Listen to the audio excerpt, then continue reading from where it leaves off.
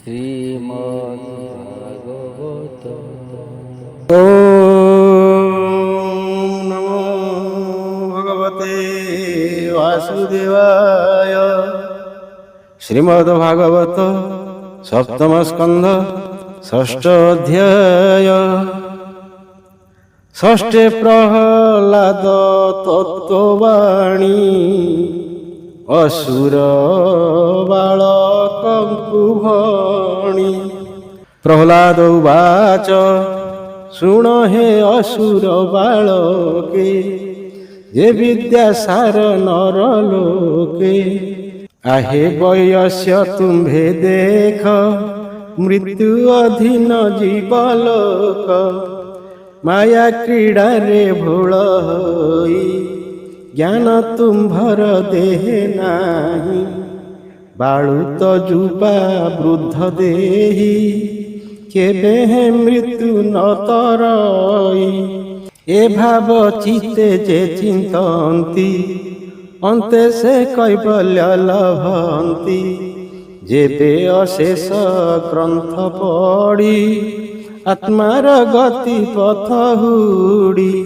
ପର ଅପର ବୋଲି ଚିନ୍ତି, ସେ ମୃତ୍ୟୁ ମୁଖେ ସଞ୍ଚରନ୍ତି। ଯେ ଗୁରୁ କହେ ଶାସ୍ତ୍ର ମତେ, ଅର୍ଥକୁ ବୁଝାଇ ଅନର୍ଥେ।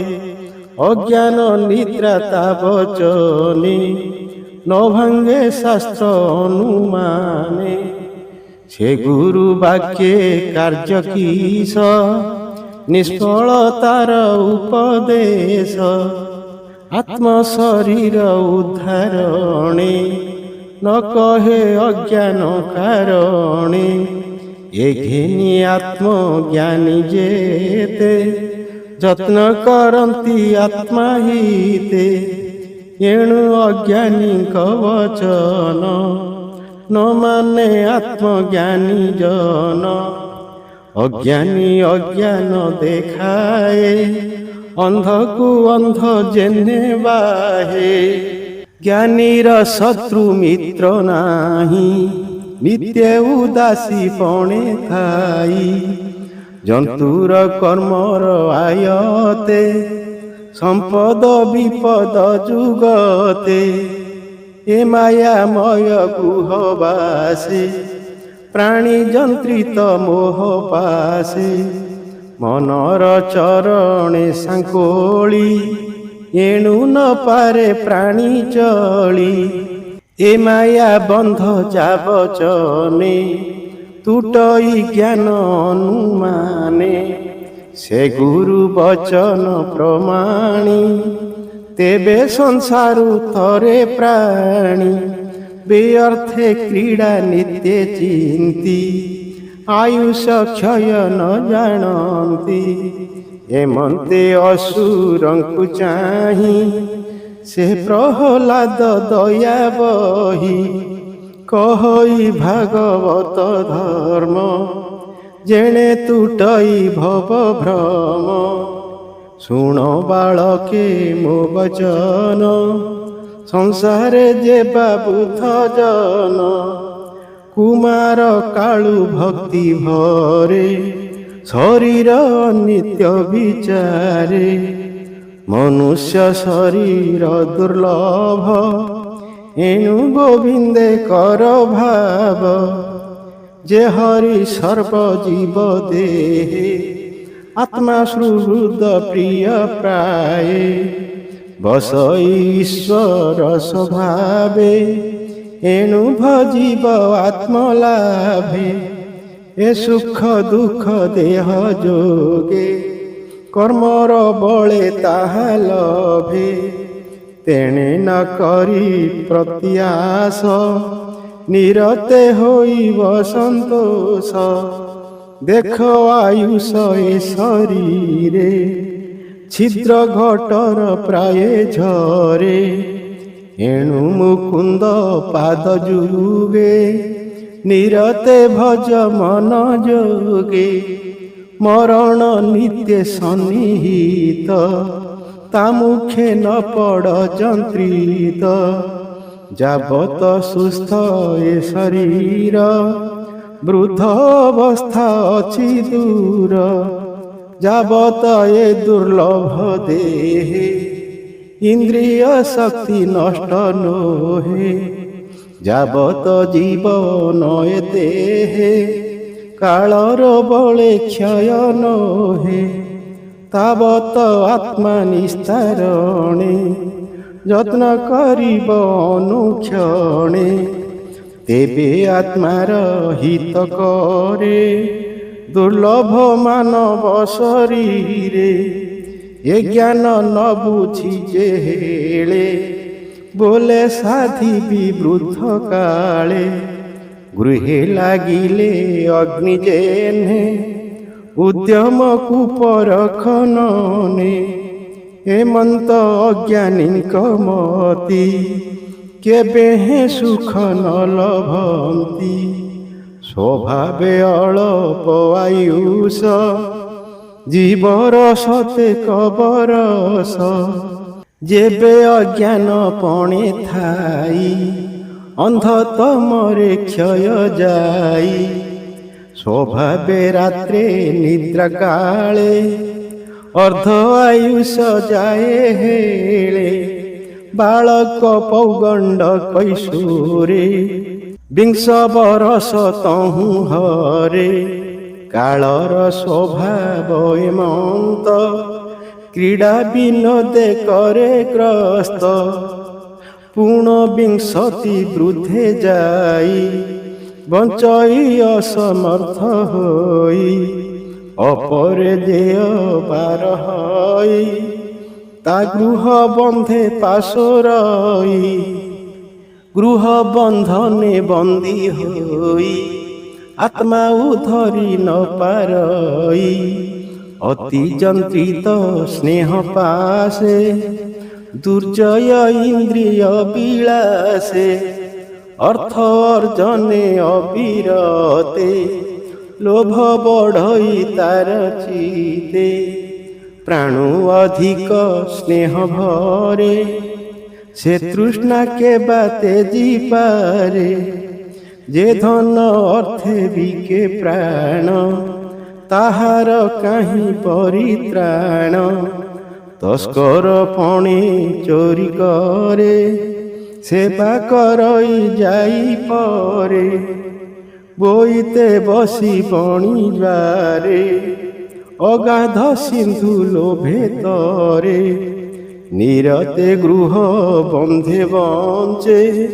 প্রাণ অধিকে ধন সঞ্চে, একান্তে কামিনীর মেলে, ক্রীড়া করই কাম ভোলে, পত্নীর বাক্য অনুক্ষণে, গুরুଙ୍କ মন্ত্র প্রায়ে মণে, বন্ধু বান্ধব বন্ধନରେ, বালক স্নেহী মনোহরে, স্নেহ আলাপ অনুরক্তে, চিন্তই অবিরত চিতে, ঘরু বাহার হই যেবে, প্রবাস করই স্বভাবে, তহি জীবনে সুস্থ নাহি, বালই গৃহে মন দে, পুত্র দুহিতা স্নেহ চিতে, মনোজ্ঞ পত্নী ভাব চিন্তে, তাত জননী ভ্রাত স্মরে, এ ভলে থিবে কি মপুরে, মনোজ্ঞ গৃহ বস্তু যেতে, জীবিকা পশু ভৃত্য মতে, এ রূপে কোশকারী প্রায়ে, অন্তরে অবিরত ধ্যায়ে, লোভে অতৃপ্ত কাম হই, জিহ্বা উপস্থ ভাব ধ্যায়ী, তুরন্ত মোহ ভাব চিতে, সে প্রাণী ছাড়িবে কে মন্তে, নিরতে কুটুম্ব পোষণে, আয়ুষ ক্ষয়ন প্রমাণে, সর্বদা তাপত্রয় দুঃখী, কুটুম্ব রাগ ন উপেক্ষী, নিত্য বিভব ভবে চিন্তে,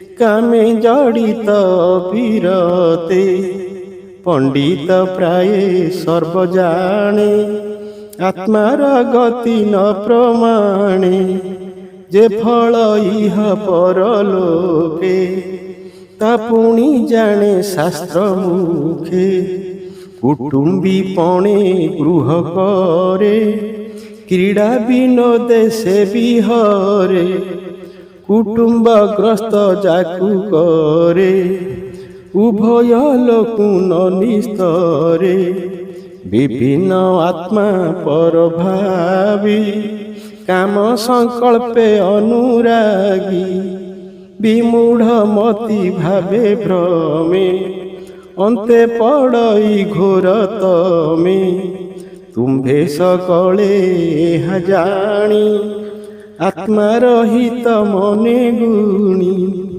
ବିଷୟ ନ କରହୁ ସଙ୍ଗ ଯେ ସନେ ଉଦଧିତ ରଙ୍ଗ ଏ ସଙ୍ଗ ଦୂରେ ପରିହର ନାରାୟଣଙ୍କୁ ଆଶ୍ରୟ କର ସେ ନାରାୟଣ ସର୍ବଧାତା ଇସିତେ କୈବଲ୍ୟ ଦାତା କୃଷ୍ଣଙ୍କୁ ଆଶ୍ରୟ ଯେ କରନ୍ତି ସେ ସର୍ବ ଦୁଃଖ ନିସ୍ତରନ୍ତି ଅସୁର ଭାବକୁ ଉପେକ୍ଷ ଆତ୍ମାର ପ୍ରାୟ ସର୍ବଦେଖ ଏ ବିଷ୍ଣୁ ମାୟା ପାରାବାର ବ୍ରହ୍ମାଣ୍ଡ ବାହ୍ୟ ଅଭ୍ୟନ୍ତର ବ୍ରହ୍ମାଦି ସ୍ଥାବର ପର୍ଯ୍ୟନ୍ତେ ଅବ୍ୟକ୍ତ ରୂପ ପଞ୍ଚଭୂତେ ଗୁଣ ଗୁଣ ଗୁଣ ସାମେ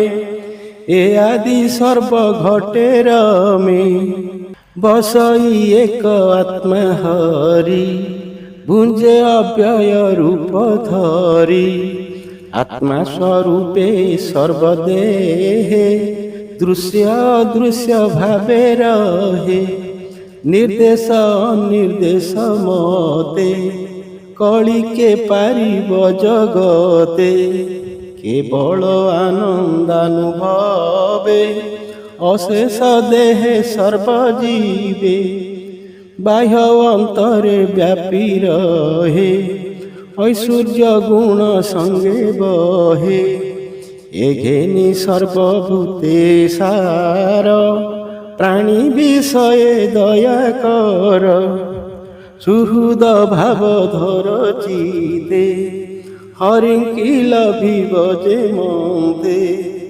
ଅସୁର ଭାବ ଦୂର କରି ଯେଣେ ସନ୍ତୋଷ ହୋଏ ହରି ଏ ଭାବ ଦୃଢ଼ କରି ଚିତେ ହରିଙ୍କି ଭଜ ବିରତେ ସେ ହରି ତୋଷ ଯାକୁ ଚିତେ କିବା ଲଭ୍ୟ ଏ ଜଗତେ ଅନନ୍ତ ଅବ୍ୟକ୍ତ ମହିମା କି ଗୁଣେ ଦେବା ତା ଉପମା ତ୍ରିଗୁଣ କରେ ନିସ୍ତାରଣ କୈବଲ୍ୟ ପରମ କାରଣ ସଂସାର ମଧ୍ୟେ ସାର ସେହି ତାର ଚରଣୁ ଅନ୍ୟ ନାହିଁ ଏ ଘେନି କୃଷ୍ଣର ଚରଣ ପ୍ରାଣୀଏ ପଶନ୍ତି ଶରଣ ତାର ଚରଣୀ ସେବା କର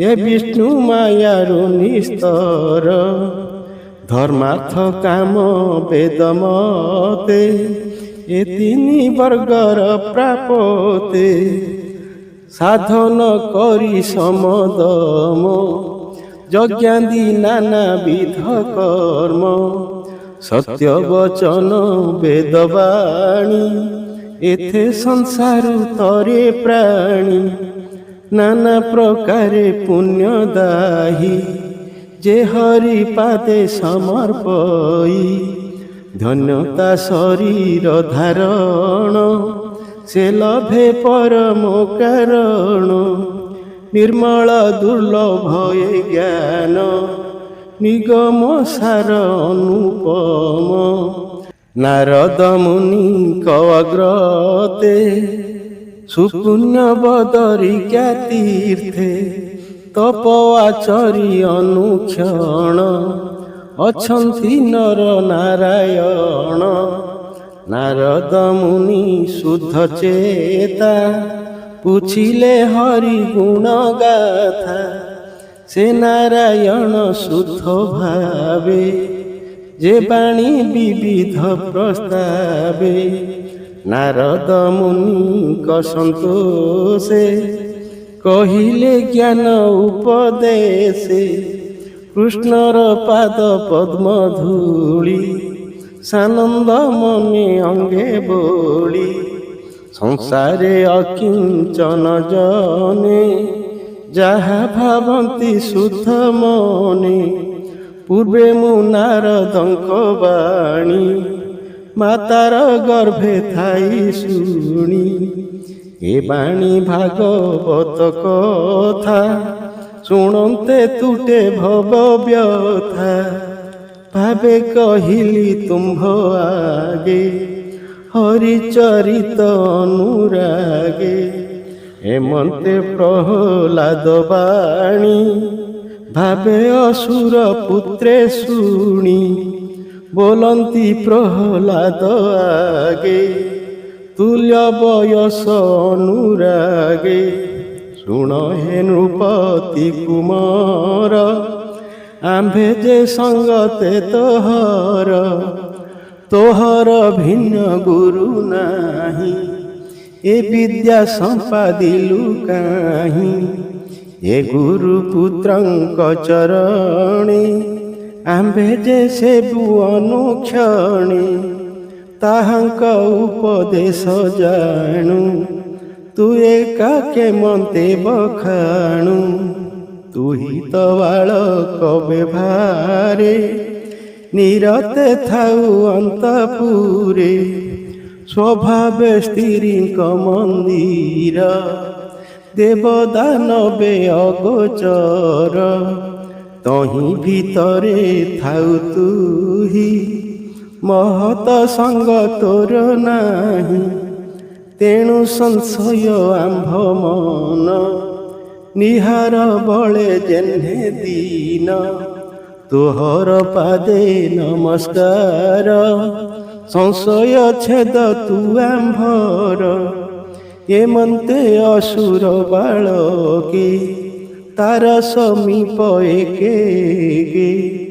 ଚରଣ ଧରି ପଚାରିଲେ ବିଶ୍ୱାସ ବାକ୍ୟେ ପ୍ରବୋଧିଲେ। ହେମନ୍ତ ଭାଗବତ ବାଣୀ ଶୁଣି ସଂସାରୁ ତର ପ୍ରାଣୀ। ସପ୍ତମ ସ୍କନ୍ଧେ ଭାଗବତ କହଇ ଦାସ ଜଗନ୍ନାଥ।